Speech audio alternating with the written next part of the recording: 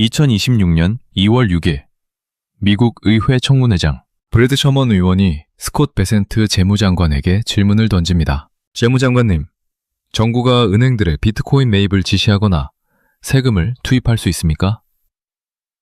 모두가 숨죽이고 기다렸죠. 베센트의 대답은 단호했습니다. 나는 재무장관으로서, 금융안전감시위원회 의장으로서 그러한 권한을 갖고 있지 않습니다. 이 한마디가 떨어지자마자 비트코인 가격이 무너지기 시작했습니다. 그런데 말입니다. 불과 석 달 전만 해도 분위기가 완전히 달랐어요. 트럼프 대통령은 미국을 암호화폐의 수도로 만들겠다고 외쳤습니다. 루미스법이 통과될 거라는 기대감이 시장을 지배했죠. 비트코인 투자자들은 환호했어요. 드디어 정부가 우리 편이다. 이제 안전하다. 대박난다. 하지만 지금은 어떻습니까? 정부는 단 한 푼도 투입하지 않겠다고 선을 그었습니다. 구제금융?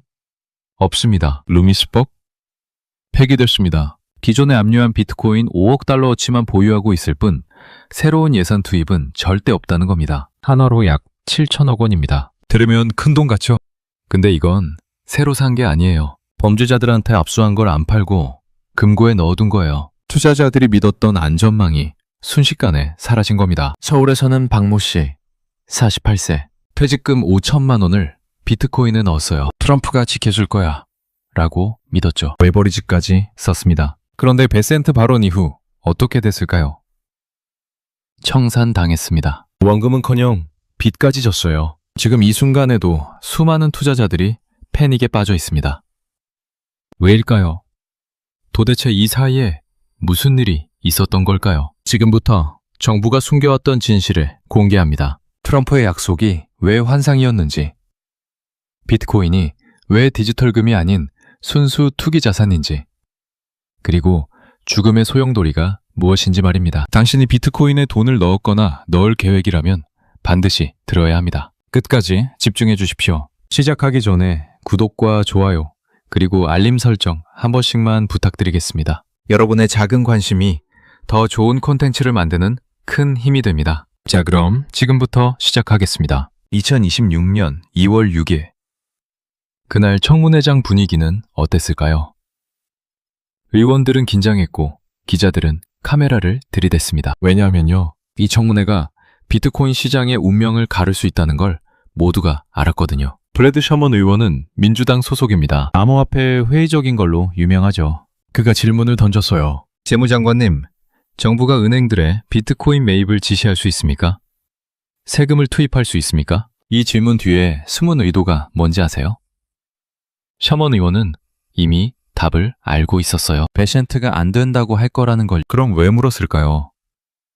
공식 기록으로 남기려고요. 봐라, 정부는 비트코인 안 구제한다. 공식이다. 이렇게 못 박으려고 한 거예요. 베센트 장관의 대답은 예상대로였습니다. 나는 재무장관으로서 그런 권한을 갖고 있지 않습니다. 짧고 명확했죠. 여기에 한마디 더 붙였어요. 금융안전감시위원회 의장으로서도 마찬가지입니다. 무슨 뜻이냐면요, 재무장관 자격으로도 안 되고 금융감독 책임자로서도 안 된다는 거예요. 이중으로 못을 박은 겁니다. 그 순간 비트코인 가격이 어떻게 되는지 아세요?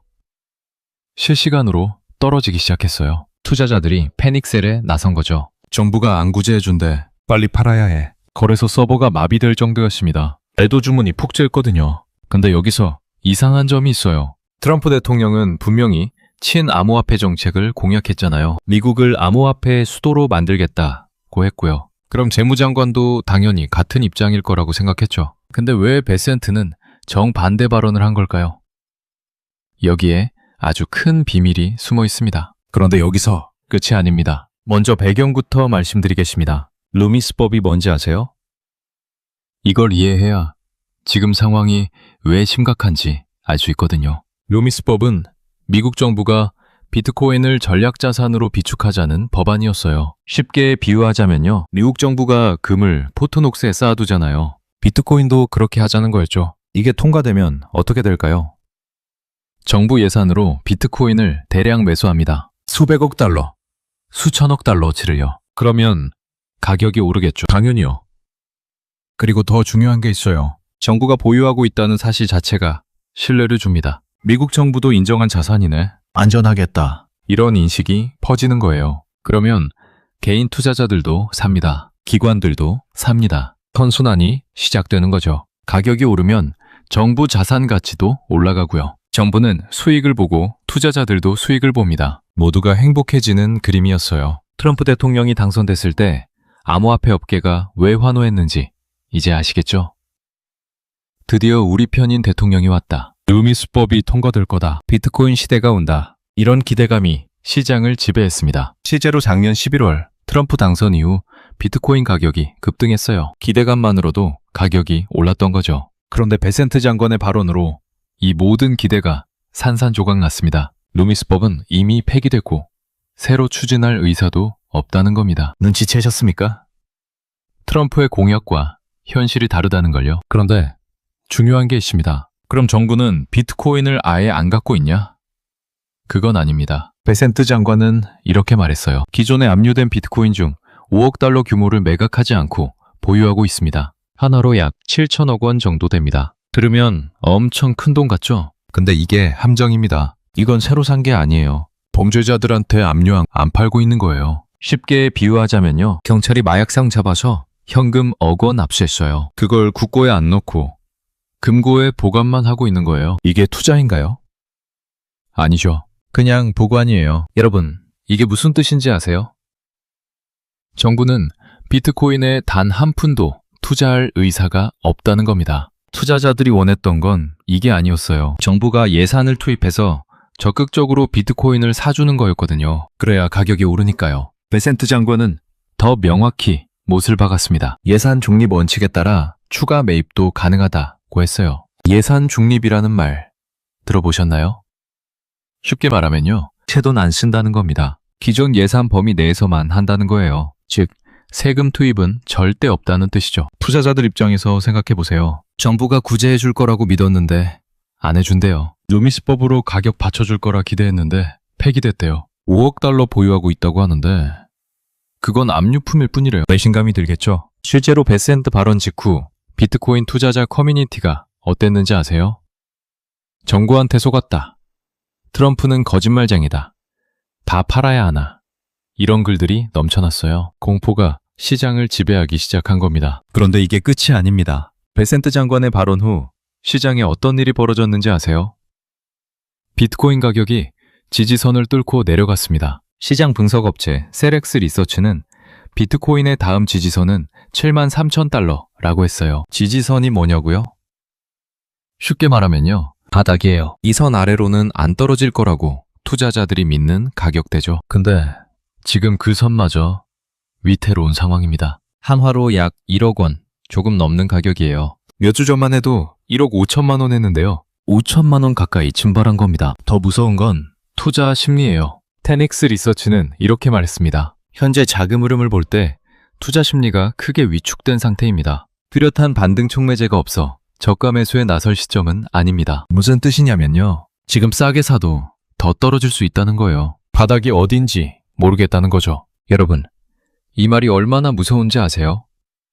전문 분석가들도 손 놓고 있다는 겁니다. 우리도 모르겠다. 기다려봐야 한다. 이런 상황이에요. 투자자들 사이에서는 공포가 퍼지고 있습니다. 정부도 안 도와주는데 누가 받쳐주나? 이거 진짜 끝난 거 아니야? 실제로 거래소 데이터를 보면요. 매수 주문보다 매도 주문이 압도적으로 많아요. 사려는 사람은 없고 팔려는 사람만 많은 거죠. 이게 무슨 의미냐면요. 가격이 더 떨어질 수밖에 없다는 겁니다. 그리고 여기서 재밌는 현상이 하나 있어요. 평소에 비트코인 10억 간다, 달까지 간다 이러던 유튜버들이요. 지금은 다들 입 닫고 있어요. 영상도 안 올라와요. 왜 그럴까요?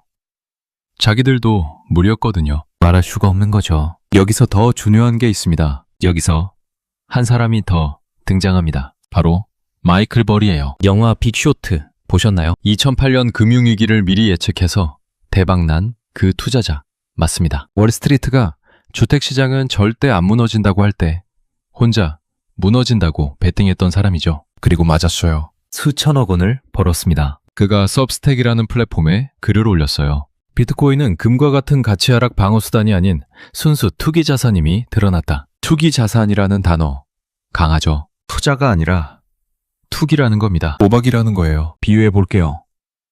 투자는 뭐냐면요. 씨앗을 심고 물 주고 기다리면 나무가 자라는 거예요. 가치가 생기는 거죠. 근데 투기는요. 동전 던져서 앞면 나오면 돈 따고 뒷면 나오면 돈 잃는 거예요. 가치 창출이 없어요. 그냥 운이에요. 마이클 버리는 비트코인이 후자라고 본 겁니다. 버리는 더 무서운 말을 했습니다. 지속적인 가격 하락은 막대한 가치 파괴로 이어지는 죽음의 소용돌이를 초래할 수 있다. 죽음의 소용돌이요. 영어로는 데스 스파이럴이라고 해요. 한번 빠지면 끝없이 추락한다는 뜻입니다. 어떻게 작동하냐면요. 가격이 떨어지면 사람들이 팔아요. 팔면 더 떨어지죠. 더 떨어지면 더 팔고요. 악순환이 계속되는 겁니다. 멈출 수가 없어요. 바닥이 어딘지 모르니까요. 테라루나 기억하시죠? 2022년에 한화 50조 원이 증발했던 사건이요. 딱 그렇게 무너진 거예요. 죽음의 소용돌이에 빠져서요. 마이클 버리는 비트코인도 그렇게 될 수 있다고 경고한 겁니다. 2008년 금융위기를 예측한 사람이요. 그 말을 무시할 수 있겠어요? 투자자들은 더 겁을 먹었습니다. 그런데 진짜 문제는 따로 있습니다. 마이클 버리가 왜 이런 경고를 했는지 아세요? 그는 비트코인이 디지털 금이라는 환상이 깨졌다고 봤습니다. 이게 무슨 뜻인지 설명드릴게요. 비트코인 지지자들이 항상 하는 말이 있어요. 비트코인은 디지털 금이다. 무슨 뜻이냐면요. 전쟁이 나거나 경제 위기가 오면 사람들이 금을 사잖아요. 안전하니까요. 비트코인도 그런 안전자산이라는 거예요. 최근에 실제로 테스트가 됐어요. 지정학적 긴장이 높아졌거든요. 중동 분쟁, 각종 불안 요소들이 터졌죠. 이럴 때 진짜 안전자산은 어떻게 움직일까요? 금 가격을 보세요. 올랐습니다. 가격도 올랐어요. 사람들이 불안하니까 귀금속으로 도망간 거예요. 그럼 비트코인은요? 떨어졌습니다. 이게 바로 핵심입니다. 비트코인은 안전자산이 아니에요. 위험할 때 오르는 게 아니라 위험할 때 떨어지는 자산이란 겁니다. 주식이랑 똑같이 움직인다는 거죠. 실제로 데이터를 보면요. 비트코인 가격은 나스닥 지수랑 거의 똑같이 움직여요. 나스닥이 오르면 비트코인도 오르고 나스닥이 떨어지면 비트코인도 떨어져요. 나스닥이 뭐냐고요?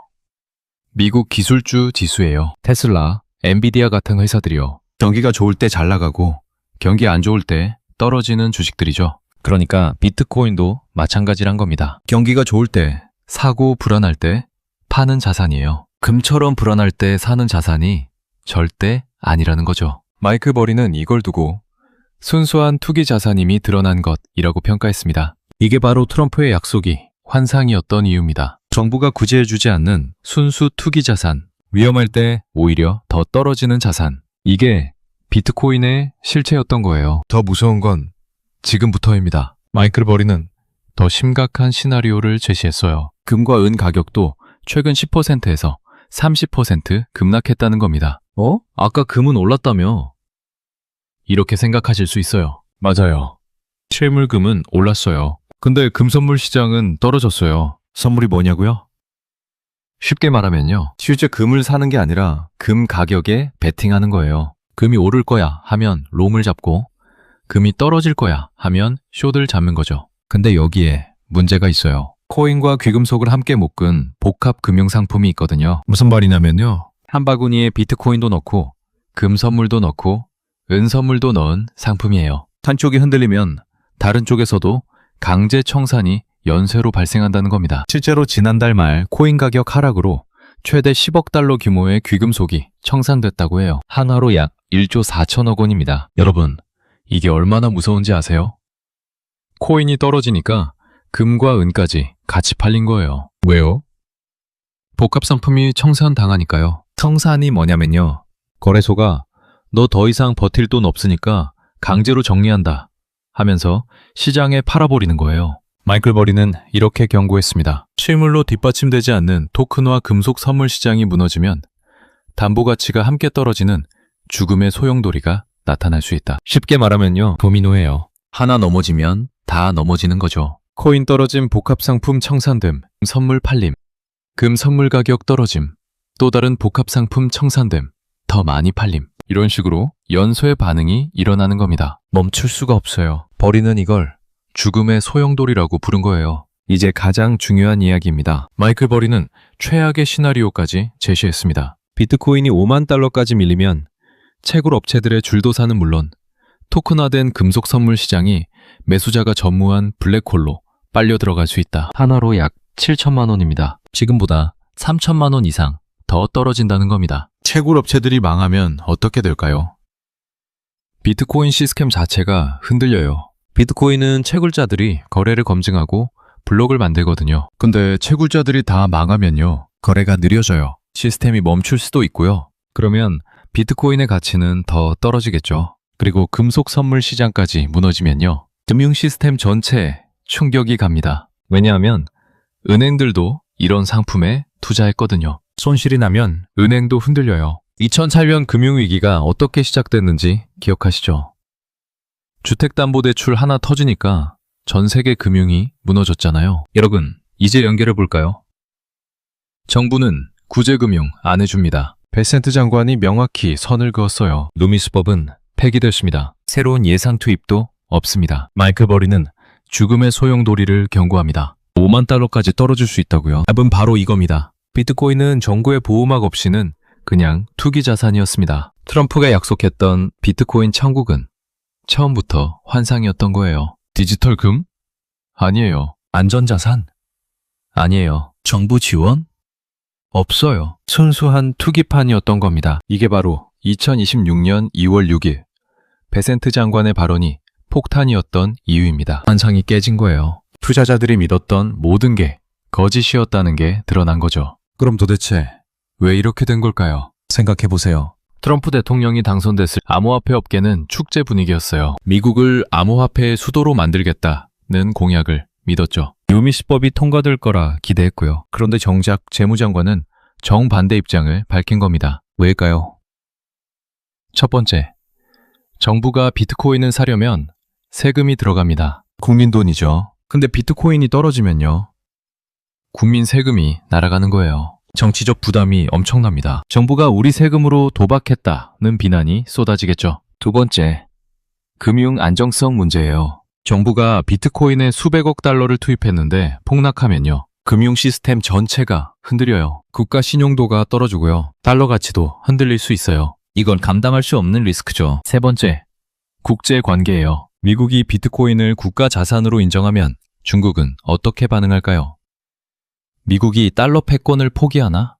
이렇게 생각할 거예요. 그러면 중국이 위안화를 더 밀어붙이겠죠. 달러 패권이 흔들릴 수 있습니다. 네 번째, 현실 경제 논리예요. 비트코인은 아무것도 생산하지 않아요. 공장도 없고 직원도 없고 제품도 없어요. 그냥 코드 덩어리예요. 정부가 왜 여기에 세금을 투입해야 하냐는 거죠. 차라리 그 돈으로 도로 깔고 학교 짓고 병원 만드는 게 낫죠. 결국 현실 정치와 경제 논리가 공약을 압도한 거예요. 트럼프는 표를 얻기 위해 친암호화폐 발언을 했지만 실제로 정책을 집행하는 재무부는 현실을 봤던 겁니다. 이게 끝이 아닙니다. 실제로 피해를 본 사람들 이야기를 해볼게요. 서울에 사는 박모 씨, 48세입니다. 작년에 퇴직금 5천만 원을 비트코인에 투자했어요. 트럼프가 대통령 되면 대박난다는 유튜브 영상들을 믿었죠. 실제로 작년 말까지는 좋았습니다. 5천만 원이 7천만 원이 됐어요. 2천만 원 수익입니다. 박 씨는 더 욕심을 냈어요. 레버리지까지 썼습니다. 레버리지가 뭐냐고요? 돈을 빌려서 투자하는 거예요. 박 씨는 3배 레버리지를 썼어요. 7천만 원으로 2억 원어치를 산 거죠. 트럼프가 지켜줄 거야. 루미스법도 통과될 거야. 이렇게 믿었거든요. 그런데 2026년 2월 6일 베센트 장관 발언 이후 어떻게 됐을까요? 가격이 폭락했고 청산당했습니다. 청산이 뭐냐면요, 거래소가 더 이상 버틸 돈 없으니까 강제로 정리한다 하면서 시장에 팔아버리는 거예요. 각 씨는 원금 5천만 원은커녕 빚까지 졌어요. 약 3천만 원 빚이 생겼습니다. 박 씨는 이렇게 말했습니다. 정부를 믿었는데 배신당한 기분입니다. 트럼프가 지켜줄 줄 알았어요. 루미스법이 통과될 줄 알았고요. 근데 다 거짓말이었어요. 퇴직금도 날리고 빚까지 졌습니다. 이제 어떻게 살아야 할지 모르겠어요. 이런 사례가 한둘이 아닙니다. 수많은 개인 투자자들이 정부의 약속을 믿고 뛰어들었다가 폭락장에 갇혔습니다. 온라인 커뮤니티에는 정부한테 속았다, 트럼프 거짓말쟁이, 인생 끝났다, 이런 글들이 넘쳐나고 있어요. 더 안타까운 건요, 이분들 대부분이 50대, 60대예요. 노후 자금을 넣은 거죠. 다시 벌 시간도 없어요. 정말 심각한 문제입니다. 자, 그렇다면 우리는 어떻게 해야 할까요? 3가지 행동 방안을 말씀드리겠습니다. 첫 번째, 정부 의존 버리기입니다. 이제 확실해졌어요. 정부는 비트코인을 구제하지 않습니다. 루미수법도 없습니다. 구제금융도 없습니다. 베센트 장관이 명확히 선을 그었잖아요. 정부가 지켜줄 거라는 환상은 버리세요. 투자 판단은 오직 시장 논리와 본인 리스크 감수 능력으로만 해야 합니다. 정부 공약? 믿지 마세요. 정치인 발언? 그냥 립 서비스예요. 현실을 보세요. 두 번째, 안전자산 환상 버리기입니다. 비트코인은 디지털 금이 아닙니다. 마이클 버리의 말처럼 순수 투기 자산이에요. 위험할 때 오르는 게 아니라 위험할 때 같이 떨어지는 자산입니다. 금이나 달러처럼 안전자산으로 접근하시면 큰 코 다칩니다. 비트코인은 주식보다 더 위험한 자산이에요. 변동성이 훨씬 크거든요. 하루에 10%, 20% 오르락 내리락 해요. 이걸 안전자산이라고 할 수 있나요? 절대 아니죠. 세 번째, 현금 비중 유지하기입니다. 지금은 바닥이 어딘지 모르는 상황입니다. 테닉스 리서치도 그렇게 말했잖아요. 73,000달러 지지선이 뚫리면 5만 달러까지도 갈 수 있어요. 섣불리 물타기 하지 마세요. 지금 싸니까 사야지. 이러다가 더 떨어지면요, 손실만 커집니다. 현금을 충분히 확보하고 상황을 지켜보는 게 현명합니다. 정말 바닥이 확인되고 반등 신호가 명확해지면 그때 들어가도 늦지 않아요. 추가로 한 가지 더 말씀드리자면요, 레버리지 절대 쓰지 마세요. 박모씨 사례 봤죠? 레버리지는 양날의 검이에요. 오를 때는 좋은데 떨어질 때는 순식간에 청산당합니다. 특히 지금처럼 변동성 큰 장에서는 더 위험해요. 현물만 하세요. 잃어도 되는 돈으로만 하세요. 마지막으로 정리하겠습니다. 오늘 내용 정리해 볼까요? 2026년 2월 6일 스콧 베센트 미국 재무장관이 의회에서 선언했습니다. 정부는 비트코인 구제금융을 집행할 권한이 없다. 루미스법은 폐기됐고 예산 투입도 없습니다. 기존 압류 비트코인 5억 달러만 보유할 뿐 새로운 투자는 절대 없다고 못을 박았어요. 투자자들이 믿었던 정부 보호막은 사라졌습니다. 마이클 버리는 경고했어요. 비트코인은 안전자산이 아닌 투기자산이며 죽음의 소용돌이에 빠질 수 있다고요. 지지선 73,000달러가 무너지면 5만 달러까지 갈 수 있습니다. 채굴업체 줄도산, 금속 선물 시장 붕괴, 금융 시스템 전체 충격까지 올 수 있어요. 트럼프가 약속했던 비트코인 천국은